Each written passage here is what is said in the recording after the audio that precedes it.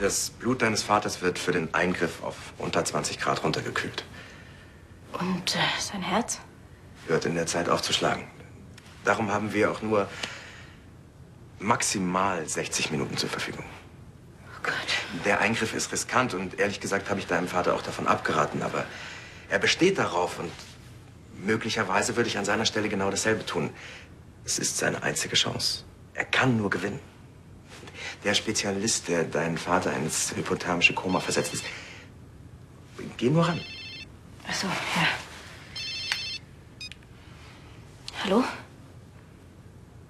Geht's um die Entwürfe für die Herzkollektion? Könnt ihr vielleicht ein Wasser haben? Ja, natürlich. Mit oder ohne? Lieber ohne. Aber das hatten wir doch besprochen. Warum hast du eigentlich deinen letzten Termin bei Clarissa, bei Professor Helleberg nicht wahrgenommen?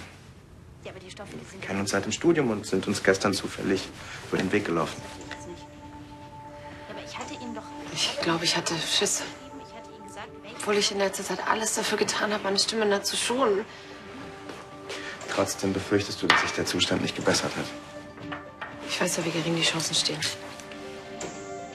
Also wenn du möchtest, dann kann ich mir von Professor Helleberg die Ergebnisse schicken lassen. Wir gehen sie gemeinsam durch. Klarheit ist immer am besten. Sagen wir später auf der Station? Gut, ich komme. Aber sag Rebecca nicht. Sie hat im Moment, weiß Gott, genug Stress von allem. Sie kennt doch die Prognose. Ja, aber ich will nicht, dass sie einen Tag vor der OP ihres Vaters den Glauben an medizinische Wunder verliert, ja? Verstehe.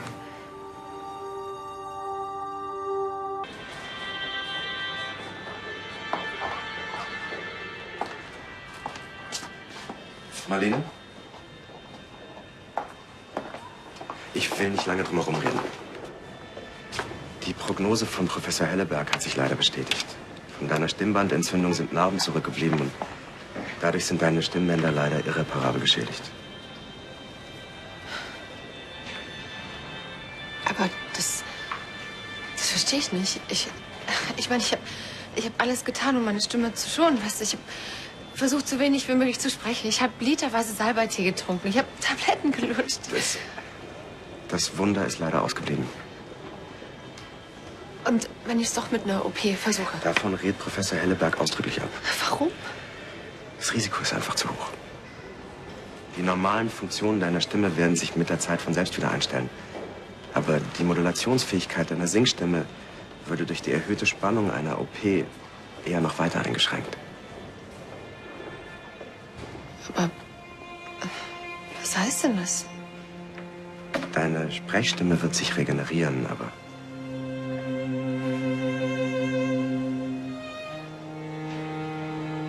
meine Singstimme. du wirst nie wieder professionell singen können. Es tut mir leid.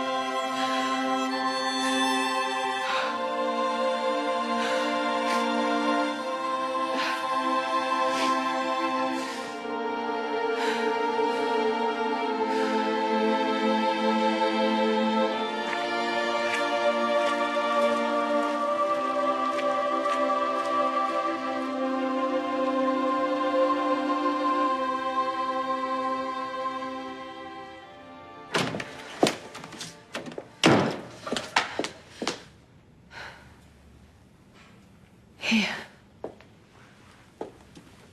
Hey.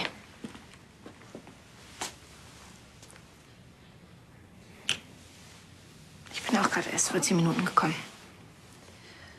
Warst du so so lange bei LCL? Ich bin rumgefahren. Hab nachgedacht.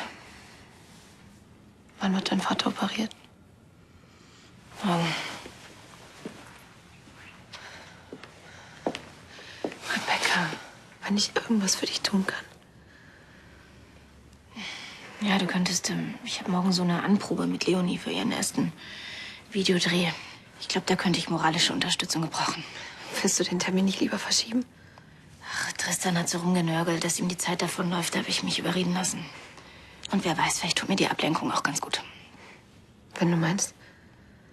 Und ich glaube, Leonie ist auch ganz froh, wenn sie jemand zum Händchen halten hat. Dieses nervöse Hühnchen. Aber sie hat einfach eine tolle Stimme. Hey, komm her. Du wirst auch wieder bald auf der Bühne stehen.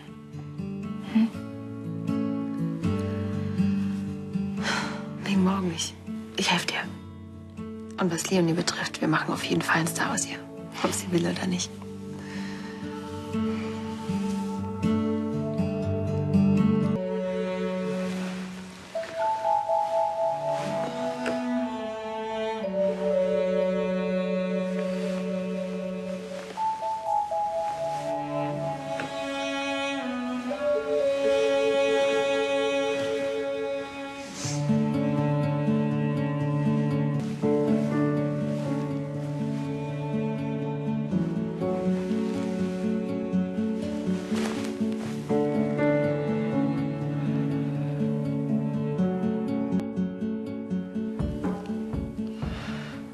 Papa.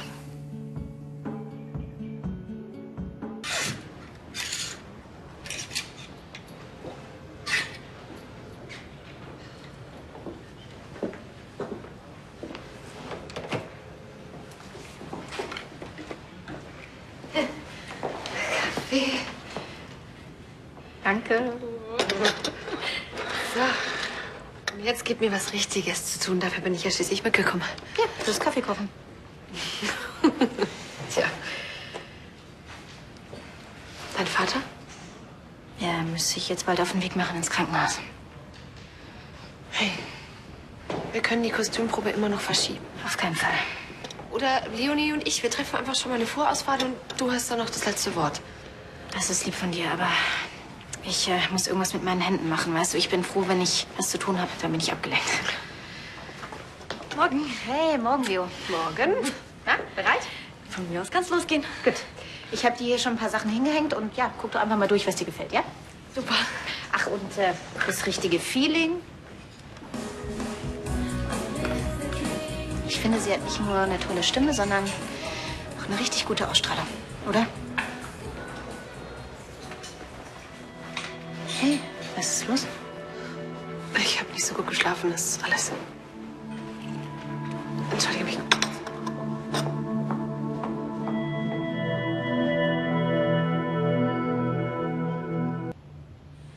Marlene? Hey. Du, Leonie, vermisst uns bestimmt schon. Du gehst hier nicht raus, bevor ich nicht weiß, was los ist.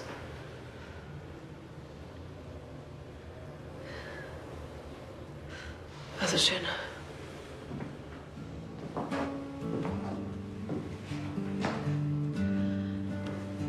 Ich war gestern Abend noch im Krankenhaus. Was? Ricardo hat mir mein Untersuchungsergebnis erklärt. Jetzt habe ich die endgültige Gewissheit, ich werde tatsächlich nie wieder singen können. Marlene, warum hast du mir das heute Morgen nicht gesagt? Dein Vater wird heute operiert. Ich wollte nicht auch noch meine Probleme bei dir abladen. Ich komme schon klar. Und das ist auch noch alles meine Schuld. Nein, das stimmt nicht. Du warst auf einem guten Weg. Schuld hat Tristan. Der Qualm beim Gestütsbrand, der hat deine Stimmbänder angegriffen. Sonst wäre doch alles wieder in Ordnung. Nein, ich hätte doch niemals auftreten dürfen gegen den ausdrücklichen ärztlichen Rat. Das ist meine Schuld. Marlene, bitte versprich mir, dass du beim nächsten Mal sofort zu mir kommst, ja? Ich hätte es ja getan. Marlene, Ich denke, dass ich selbst entscheiden kann, ob ich eine zusätzliche Belastung ertrage oder nicht. Marlene, ich liebe dich. Und ich bin immer für dich da, egal was passiert.